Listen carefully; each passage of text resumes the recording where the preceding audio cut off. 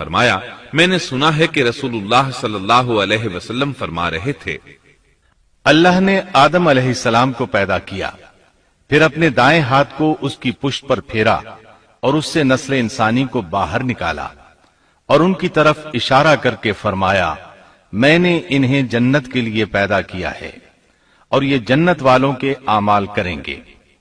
پھر اپنے ہاتھ کو دوبارہ آدم علیہ السلام کی پشت پر پھیرا اور اس سے نسل انسانی کو باہر نکالا اور ان کی طرف اشارہ کر کے فرمایا، میں نے انہیں آگ کے لیے پیدا کیا ہے اور یہ آگ والوں کے اعمال کریں گے۔ اس پر ایک شخص نے نبی اکرم صلی اللہ علیہ وسلم سے سوال کیا، اے اللہ کے رسول صلی اللہ علیہ وسلم، تو پھر ہمارے اعمال کس حساب میں شمار ہوں گے؟ آپ نے جواب میں فرمایا، اللہ تعالیٰ جب کسی بندے کو جنت کے لیے پیدا کرتا ہے تو اس سے جنت والوں کے کام کرواتا ہے، حتیٰ کہ جنت والے اعمال میں سے ہی کسی عمل پر اس کا موت سے سامنا ہوتا ہے، اس وجہ سے اللہ اسے جنت میں داخل کرتا ہے۔ اور جب اللہ کسی بندے کو آگ کے لیے پیدا کرتا ہے تو اسے آگ والے اعمال پر لگا دیتا ہے، یہاں تک کہ وہ آگ والے اعمال میں سے کسی عمل پر مرتا ہے، اس کی وجہ سے اللہ اسے آگ میں داخل کر دیتا ہے۔ ہر شخص کے لیے اس کام میں آسانی پیدا کر دی جاتی ہے جس کے لیے وہ پیدا کیا گیا ہے۔ لیکن یہ بات ذہن میں ہر وقت موجود رہنی چاہیے کہ اللہ نے انسان کو اختیار دے رکھا ہے کہ وہ اپنی عقل اور فکر کی روشنی میں اللہ کے احکامات پر عمل پیرا ہو کر خود کو جنتی بنا لے، یا عقل کا درست استعمال نہ کرتے ہوئے شیطان کا پٹا گلے میں ڈال لے اور جہنم میں جگہ بنا لے۔ یہ تو اللہ نے انسان کو اختیار دے رکھا ہے، اس کی مرضی کہ جنت والے اعمال کرے یا جہنم والے۔ ہر انسان میں دونوں طرف جانے کی طاقت اور صلاحیت موجود ہے۔ اللہ نے انسان کو مجبور نہیں بنایا، البتہ ہر انسان کو جو بھی رویہ اختیار کرنا تھا اللہ کو اس کا علم تھا، اور اس کا علم برحق ہے، قطعی ہے، اس میں کوئی غلطی نہیں ہو سکتی، اس لیے اس نے اپنے علم کے مطابق تقدیر لکھ دی۔ اب ہم جو کچھ کرتے ہیں تقدیر سے مجبور ہو کر نہیں کرتے، بلکہ اپنے اختیار سے کرتے ہیں، اور چونکہ تقدیر بھی اللہ کے حکم سے لکھی گئی اس لیے اس میں بھی کوئی خطا واقع نہیں ہوتی۔ لہذا تقدیر کا یہ مطلب نہیں کہ انسان تقدیر کی بنا پر ہدایت ماننے یا نہ ماننے پر مجبور ہے، ایسی بات قطعاً نہیں۔ اور درست بات یہ ہے کہ تقدیر کا مسئلہ بہت زیادہ پیچیدہ ہے اور مشکل ترین مسائل میں سے ہے، یہاں اس کی تفصیل کا موقع نہیں۔ جب اللہ نے آدم علیہ السلام کو پیدا کر لیا اور اس میں اپنی روح پھونک دی تو فرشتوں کو حکم دیا کہ آدم کو سجدہ کریں۔ ابلیس ایک بہت نیک اور بزرگ جن تھا، اس نے کبھی اللہ کی نافرمانی نہیں کی تھی، اسی بنا پر وہ بلند مرتبہ پا کر فرشتوں میں شامل ہو چکا تھا، لیکن فرشتوں کی جنس سے قطعاً نہیں تھا۔ اللہ نے اسے اطاعت اور فرما برداری کا صلہ دیا تھا، اس کی عزت اور اکرام کرتے ہوئے آسمان میں بسایا تھا، لمحہ بھر کے لیے بھی اس نے اللہ کی نافرمانی نہیں کی تھی، اور پھر اللہ نے آدم کو سجدہ کرنے کا حکم دیا، اور اس حکم کے مخاطب فرشتے اور ابلیس تھے۔ صرف فرشتوں کے لیے یہ حکم نہیں تھا بلکہ ابلیس بھی اس حکم میں شامل تھا، کیونکہ اللہ تعالیٰ فرماتے ہیں، اور یقیناً ہم نے تمہیں پیدا کیا، پھر ہم ہی نے تمہاری صورت بنائی، پھر ہم نے فرشتوں سے کہا کہ آدم کو سجدہ کرو، تو سوائے ابلیس کے سبھی نے سجدہ کیا، وہ سجدہ کرنے والوں میں شامل نہ ہوا۔ اللہ تعالیٰ نے فرمایا، تجھے کس چیز نے سجدے سے روک دیا جبکہ میرا حکم تیرے لیے بھی تھا؟ تو اس سے ثابت ہوا اس حکم میں فرشتوں کے ساتھ ابلیس بھی شامل تھا، کیونکہ قرآن میں اذ امرتک کے الفاظ ہیں۔ اس کا مطلب ہے کہ میں نے تجھے حکم دیا تھا، اور پھر ابلیس نے جواب میں یہ نہیں کہا کہ تو نے تو مجھے حکم ہی نہیں دیا تھا، بلکہ اس نے سجدہ نہ کرنے کی وجہ یہ بتائی۔ اس نے کہا، میں سجدہ کیوں کروں، میں اس سے بہتر ہوں، اس لیے کہ تو نے مجھے آگ سے پیدا کیا اور اسے مٹی سے۔ اللہ نے حکم دیا، تو اس سے نیچے اتر جا۔ غرض جب ابلیس نے نافرمانی کی، سرکشی اور تکبر کا مظاہرہ کیا تو اس وقت اللہ تعالیٰ اور اس کے درمیان مکالمہ ہوا۔ اللہ نے اس کی سرکشی دیکھ کر اسے سزا دیتے ہوئے فرمایا، اس جنت سے اتر جا، تجھے کوئی حق حاصل نہیں کہ تو اس جنت میں رہ کر تکبر کرے۔ ابلیس نے جواب میں کہا، مجھے قیامت کے دن تک مہلت دے دیجئے، یعنی اتنی لمبی عمر دے دیجئے کہ میں قیامت تک زندہ رہوں، موت نہ آئے۔ اللہ نے فرمایا، تجھے مہلت دے دی گئی، لیکن ایک وقت مقررہ تک۔ اور جب شیطان اس طرف سے مطمئن ہو گیا کہ اسے مہلت مل گئی، تب اس نے کہا، چونکہ تو نے مجھے گمراہ کر دیا ہے، اس وجہ سے میں قسم کھاتا ہوں کہ میں انسانوں کی گمراہی کے لیے تیرے سیدھے راستے پر بیٹھ جاؤں گا، پھر ان کے آگے سے، ان کے پیچھے سے، ان کے دائیں سے، ان کے بائیں سے، ان کے پاس آؤں گا، اور آپ ان میں سے اکثر لوگوں کو شکر گزار نہیں پائیں گے۔ اللہ تعالیٰ نے شیطان کا رد کرتے ہوئے فرمایا، یا بائیں سے ان کے پاس آؤں گا، اور آپ ان میں سے اکثر لوگوں کو شکر گزار نہیں پائیں گے۔ اللہ تعالیٰ نے شیطان کا رد کرتے ہوئے فرمایا، یہاں سے ذلیل و خوار ہو کر نکل جا، ان میں سے جو شخص بھی تیرا حکم مانے گا میں ایسے تمام گمراہوں سے جہنم کو بھر دوں گا۔ جو انسان بھی تیرا پیروکار بنے گا وہ جہنم کا مستحق اور حقدار ٹھہرے گا۔ ایک اور مقام پر اللہ تعالیٰ فرماتے ہیں، جب ہم نے فرشتوں کو حکم دیا کہ آدم کو سجدہ کرو تو ابلیس کے سوا سب نے سجدہ کیا۔ اس نے کہا، کیا میں اسے سجدہ کروں جسے تو نے مٹی سے پیدا کیا ہے؟ اچھا دیکھ لے، اسے تو نے مجھ پر فضیلت دی ہے، اگر مجھے بھی تو نے قیامت تک ڈھیل دی تو میں سوائے چند لوگوں کے اس کی اولاد کو گمراہ کروں گا۔ اس پر اللہ نے فرمایا، جا، ان میں سے جو بھی تیرا فرمانبردار ہو جائے گا تو تم سب کی سزا جہنم ہے، جو پورا پورا بدلہ ہے۔ ان میں سے تو جسے بھی اپنی آواز کے ساتھ بہکا سکتا ہے بہکا لے، اور ان پر اپنے سوار اور پیادے چڑھا لا، یعنی اپنے گھڑ سوار لشکر اور پیدل لشکر کو چڑھا کر لے آ، اور اپنا ہر داؤ، ہر ترکیب اور ہر اسلحہ استعمال کر لے، اور ان کے مالوں اور اولاد میں بھی شرکت کر لے، اور تو انہیں دل بہلانے والے وعدے دے لے، یعنی ان کے برے اعمال بنا سنوار کر انہیں دکھا، اور غلط خواہشات دلا، جنت، دوزخ اور دوبارہ زندہ نہ ہونے کے وعدے دے، اور ان سے شیطان کے جتنے بھی وعدے ہوتے ہیں سب کے سب سراسر فریب ہیں۔ یقیناً میرے سچے بندوں پر تیرا کوئی قابو اور غلبہ نہیں ہوگا، تیرا رب کارسازی کرنے والا کافی ہے۔ اسی طرح بہت سی آیات میں پہلی معصیت الہی کا ذکر کیا گیا ہے۔ سب سے پہلا نافرمان ابلیس ملعون تھا۔ وہ خبیث اللہ کے سامنے تکبر اور عناد سے بھرپور جواب دیتا رہا، اسی وجہ سے اللہ نے اسے کافر کا لقب دیا۔ کافر اسے کہتے ہیں جو نعمت کا انکار کرے۔ اللہ نے اس پر اتنا فضل و کرم اور انعام و احسان کیا کہ بلند ترین مرتبے تک پہنچا دیا، لیکن اس نے اللہ کی اس نعمت کی قدر نہ کی، پرواہ نہ کی اور کفر کا راستہ اختیار کیا۔ سب سے پہلا گناہ تکبر تھا، اسی لیے علماء کرام فرماتے ہیں تمام گناہوں کی جڑ تکبر اور غرور ہے۔ نبی اکرم صلی اللہ علیہ وسلم نے اپنی امت کو تکبر نہ کرنے کا سختی سے حکم فرمایا، اس کی برائی، وبال اور ہلاکت سے آگاہ فرمایا۔ آپ نے فرمایا، اللہ اس شخص کی طرف رحمت سے دیکھے گا بھی نہیں جس نے تکبر کی بنا پر کپڑا ٹخنوں سے نیچے لٹکایا۔ اس کے علاوہ نبی صلی اللہ علیہ وسلم نے جب اپنے صحابہ کرام کو دیکھا کہ مہاجر صحابی انصار صحابہ کے خلاف اور انصاری صحابی مہاجرین صحابہ کے خلاف آواز لگا رہے ہیں تو آپ نے فرمایا، اس جاہلیت والی پکار کو چھوڑو، یہ بہت بدبودار ہے۔ برادری کی بنیاد پر لڑنا، باہم فخر کرنا برے نتائج کا ذریعہ ہے۔ گناہوں کی بنیاد بھی تکبر ہے، اس لیے ہر مومن کو چاہیے کہ اپنے نوکر، خادم، ملازم یا کسی بھی مسکین پر کبھی بھی فخر و غرور کا اظہار نہ کرے، کیونکہ یہی اللہ کی سب سے پہلی نافرمانی وجود میں آئی تھی۔ تکبر کا یہ ذکر ضمناً آ گیا۔ ہم پھر اپنے موضوع کی طرف لوٹتے ہیں۔ اللہ نے آدم علیہ السلام کو پیدا کیا اور انہیں عالم بنا کر ہی تخلیق کیا، یعنی جب وہ پیدا ہوئے تو جاہل نہیں تھے، اللہ نے آدم علیہ السلام کو فرشتوں سے بھی بڑا عالم بنا کر پیدا فرمایا۔ بے شمار احادیث میں آدم علیہ السلام کی ابتدا اور ان کے علم کا ذکر موجود ہے۔ جب اللہ نے آدم میں مکمل روح ڈال دی اور وہ اپنے پاؤں پر کھڑے ہو گئے تو اللہ نے انہیں حکم دیا، جاؤ فرشتوں کی جماعت کو السلام علیکم کہو۔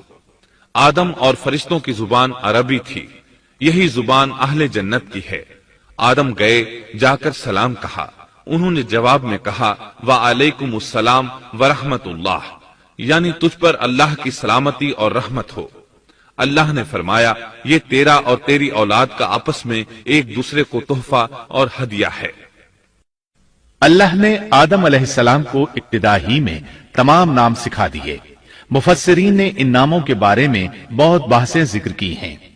مضبوط موقف سیدنا عبداللہ بن عباس رضی اللہ عنہما کا ہے کہ اللہ نے آدم علیہ السلام کو ہر چیز کا نام سکھا دیا تھا، مثلا یہ پہاڑ ہے، یہ سمندر ہے، یہ پرندہ ہے، یہ درخت ہے وغیرہ۔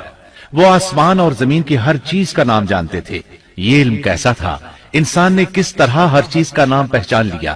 یقیناً اللہ انسان میں یہ طاقت پیدا کر سکتا ہے کہ وہ ہر علم کا احاطہ کر سکے۔ اللہ نے آدم علیہ السلام کو ہر چیز کا نام اور اس کی صنعت اور کام بھی معلوم کرا دیا۔ آگ، لوہے، لکڑی، غرض ہر چیز کا نام اور استعمال ذہن میں ڈال دیا۔ وہ کس قدر عظیم علم سے بہرور ہوئے، سبحان اللہ۔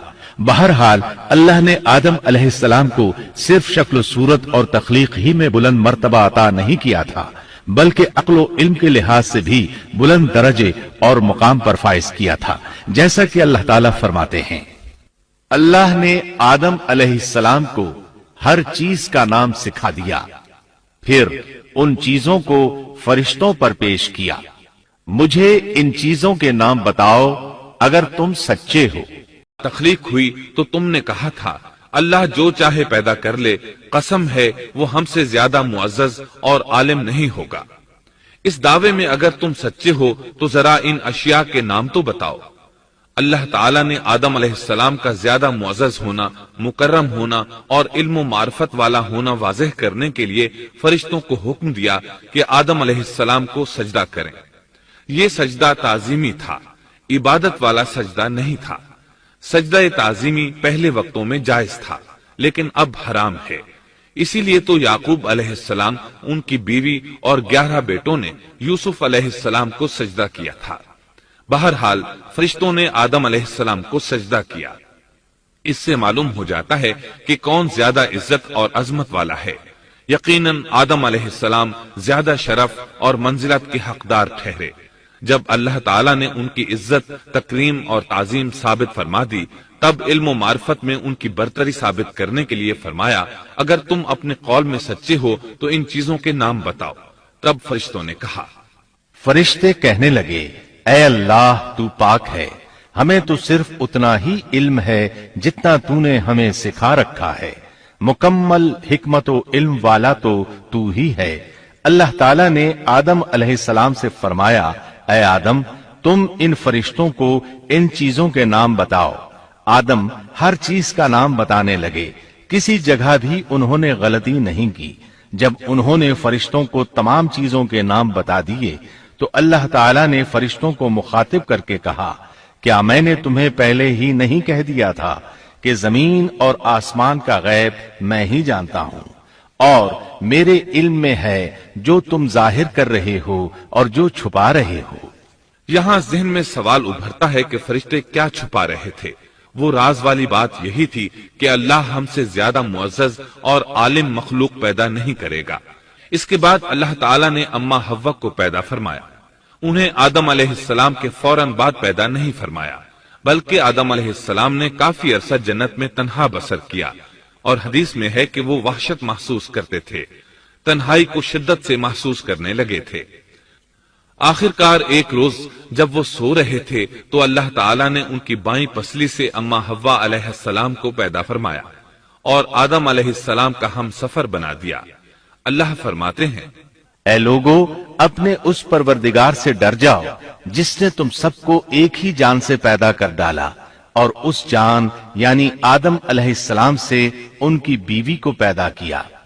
آدم علیہ السلام کے وجود ہی سے حوا کا وجود بنایا گیا، وہ کوئی الگ مخلوق نہیں تھی۔ جب آدم علیہ السلام بیدار ہوئے تو انہوں نے اپنے قریب ایک عورت کو بیٹھ ڈالا اور اس جان یعنی آدم علیہ السلام سے ان کی بیوی کو پیدا کیا۔ آدم علیہ السلام کے وجود ہی سے حوا کا وجود بنایا گیا، وہ کوئی الگ مخلوق نہیں تھی۔ جب آدم علیہ السلام بیدار ہوئے تو انہوں نے اپنے قریب ایک عورت کو بیٹھے دیکھا، پوچھنے لگے تم کون ہو؟ حوا علیہ السلام نے کہا عورت۔ آدم علیہ السلام نے پھر پوچھا تجھے کس لیے پیدا کیا گیا ہے؟ وہ بولی آپ کے لیے، تاکہ آپ مجھ سے سکون اور انس حاصل کریں۔ جب فرشتوں نے آدم علیہ السلام کو ایک عورت سے باتیں کرتے دیکھا تو کہنے لگے اب ایک اور نئی مخلوق پیدا کی گئی ہے۔ آدم علیہ السلام نے ان مخلوقات کا نام تو بتا دیا تھا جو مشہور و معروف تھیں، ان کا نام پوچھنا چاہیے۔ انہوں نے آدم علیہ السلام سے سوال کیا، انہوں نے فوراً جواب دیا حوا، اس لیے کہ اللہ نے تو آپ کو ہر چیز کا نام سکھا دیا تھا۔ فرشتوں نے کہا ان کا نام حوا کیوں رکھا گیا ہے؟ آدم علیہ السلام نے جواب دیا اس لیے کہ اسے ایک زندہ چیز سے پیدا کیا گیا ہے، حیات کی نسبت سے حوا نام رکھا گیا۔ مسلم شریف میں ہے، سیدنا ابو ہریرہ رضی اللہ عنہ روایت کرتے ہیں کہ رسول اللہ صلی اللہ علیہ وسلم نے فرمایا جو شخص اللہ اور آخرت کے دن پر ایمان رکھتا ہے، جب وہ کسی معاملے کے لیے حاضر ہو تو بھلائی والی بات کرے یا خاموش رہے، اور عورتوں کے بارے میں بھلائی کی وصیت حاصل کر لو، یعنی ان کے ساتھ اچھا سلوک کرو، کیونکہ عورت پسلی سے پیدا کی گئی ہے اور پسلی میں زیادہ ٹیڑھا حصہ اوپر والا حصہ ہوتا ہے۔ اگر تم اس کو سیدھا کرنا چاہو گے تو توڑ ڈالو گے، اور اگر اس کو چھوڑ دو گے تو وہ اسی طرح ہمیشہ ٹیڑھی رہے گی۔ عورتوں کے بارے میں بھلائی کی وصیت حاصل کر لو۔ مطلب یہ کہ اسی حالت میں گزر بسر کرو، عورتوں کے بارے میں بھلائی کی وصیت حاصل کر لو۔ اس حدیث کا مطلب یہ ہے کہ عورتوں پر جبر کر کے زبردستی ان کی طبیعت کو بدلا نہیں جا سکتا، اور عورت ذات کو نہایت نرمی اور پیار سے رکھو۔ ان کی طبیعتوں میں ٹیڑھا پن ہے، وہ کبھی جذبات سے مغلوب ہو جاتی ہے اور عقل کھو بیٹھتی ہے۔ اگر کوئی اسے سیدھا کرنا چاہے تو اس سے لا تعلقی، دوری اور طلاق کی نوبت آ جائے گی۔ اگر اسے چھوڑ دو گے تو ٹیڑھا پن برقرار رہے گا۔ مرد کو بہت حوصلے سے اس صورتحال کو سنبھالنا چاہیے۔ احادیث میں سیدنا ابراہیم علیہ السلام کی زوجہ سیدہ سارہ علیہ السلام کا قصہ موجود ہے۔ وہ حوا علیہ السلام کے بعد کائنات کی سب سے زیادہ خوبصورت عورت تھی۔ احادیث سے یہ اشارہ ملتا ہے کہ حوا علیہ السلام ابتدائے انسانیت سے لے کر قیامت تک پیدا ہونے والی تمام عورتوں میں خوبصورت تھیں۔ ابتدائے انسانیت سے لے کر قیامت تک پیدا ہونے والی تمام عورتوں میں خوبصورت تھیں۔ اب ابلیس لگا اپنے وسوسے شروع کرنے۔ آدم اور حوا علیہم السلام دونوں اللہ کے حکم سے جنت میں تھے کہ شیطان نے انہیں پھسلانے کی کوشش شروع کر دی۔ اللہ تعالیٰ فرماتے ہیں اور ہم نے کہہ دیا اے آدم تم اور تمہاری بیوی جنت میں رہو اور جہاں سے چاہو با فراغت کھاؤ۔ جنت بھی کیسی؟ اللہ فرماتے ہیں وہ جنت کہ جس کی چوڑائی ہی آسمانوں اور زمین کے برابر ہے۔ سو اس جنت میں سے جو چاہو سو کھاؤ، کچھ بھی منع نہیں سوائے ایک درخت کے، چنانچہ ارشاد ہوا اور ہم نے کہا اے آدم تم اور تمہاری بیوی جنت میں رہو، پھر جس جگہ سے چاہو با فراغت کھاؤ، اور اس درخت کے پاس مت جاؤ ورنہ ظالموں میں سے ہو جاؤ گے۔ ایک اور جگہ فرمایا اور جب ہم نے فرشتوں سے کہا کہ آدم کو سجدہ کرو تو ابلیس کے سوا سب نے سجدہ کیا، ابلیس نے انکار کیا تو ہم نے کہا اے آدم یہ تیرا اور تیری بیوی کا دشمن ہے، خیال رکھنا ایسا نہ ہو کہ وہ تم دونوں کو جنت سے نکلوا دے اور تو مصیبت میں پڑ جائے۔ یہاں تو تجھے آرام ہے، نہ تو بھوکا ہے اور نہ ننگا، اور نہ تو یہاں پیاسا ہوتا ہے، نہ دھوپ سے تکلیف اٹھاتا ہے۔ گویا اللہ نے سیدنا آدم علیہ السلام کو وسوسے سے پہلے ہی خبردار کر دیا تھا۔ ان آیات سے یہ بھی پتا چلا کہ انسان سے ابلیس کی عداوت اور دشمنی ابتدا ہی سے چلی آ رہی ہے، اور یہ بھی ثابت ہوا کہ جو لوگ کہتے ہیں کہ انسان ابتدا میں ننگا تھا ان کا قول صحیح نہیں، اس لیے کہ اللہ تعالیٰ نے جنت میں بھی آدم علیہ السلام پر لباس رکھا اور زمین میں بھی لباس نازل کر دیا، جیسا کہ اللہ تعالیٰ فرماتے ہیں، اے آدم کی اولاد، ہم نے تم پر لباس کو نازل کیا جو تمہاری شرمگاہوں کو چھپاتا ہے اور زینت کا سبب بھی ہے، اور تقوی کا لباس اس سے بھی بہتر ہے۔ لہذا آدم ابتدا میں ننگے نہیں تھے، انہیں تو ننگے پن کا علم ہی نہیں تھا، نہ ہی ان کی بیوی کو برہنہ ہونے کا علم تھا۔ اللہ نے آدم علیہ السلام کو کامل نعمتوں سے نوازا، بھوک نہ پیاس، یہاں تک کہ پیاس کے اسباب سے بھی محفوظ، نہ گرمی اور نہ دھوپ، پھر بے انتہا حسن و جمال، مشقت نہ تکلیف، بدبختی نہ بدقسمتی۔ آدم اور حوا علیہ السلام کے دلوں میں وسوسہ ڈالنے کے بارے میں بھی قرآن نے روشنی ڈالی ہے۔